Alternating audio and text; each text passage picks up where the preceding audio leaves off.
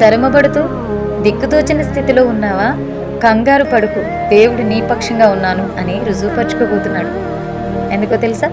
తరుముతున్న ఫరో సమీపంగా వస్తున్నప్పుడు, సైన్యమంతా తమ వెనుక తరుముతూ ఉన్నప్పుడు, ముందేమో అడ్డుగా సముద్రం ఉన్నప్పుడు ఏం చెయ్యాలో తెలియక అల్లాడుతూ దిక్కుతోచని స్థితి అది. వారి బలహీనమైన పరిస్థితి అది. ఎటు వెళ్ళాలి అని ఆలోచించలేని పరిస్థితి అది. అప్పుడే వారికి ఒక ఆలోచన వచ్చింది.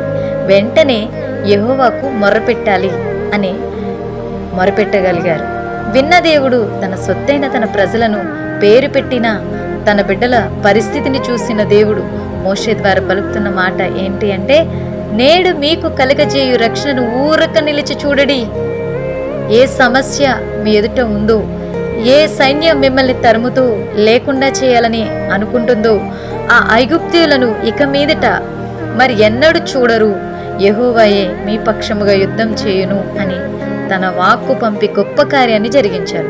నేడు వింటూ చదువుతూ ఉన్న నీ పరిస్థితి కూడా ఇలానే ఉందేమో.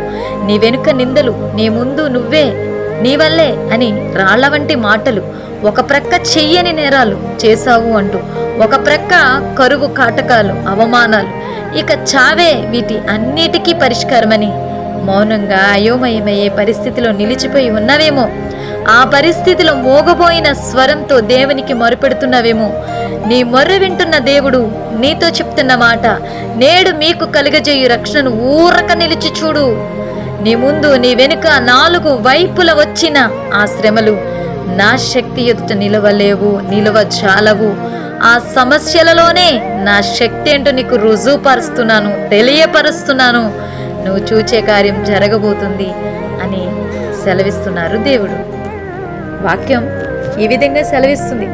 ఎవని మనస్సు దేవునిపై ఆనుకుంటుందో వానినట పూర్ణ శాంతి గలవానిగా చేస్తాడట. అలాగే తత్తరిలో హృదయాలతో ఇలా చెప్తున్నాడు, భయపడక ధైర్యముగా ఉండండి అని. ఈరోజు నీ సమస్య, నీ పరిస్థితి ఏదైనా కావచ్చు, కానీ చుట్టూ అలుముకున్న పరిస్థితులు అయ్యుండొచ్చు.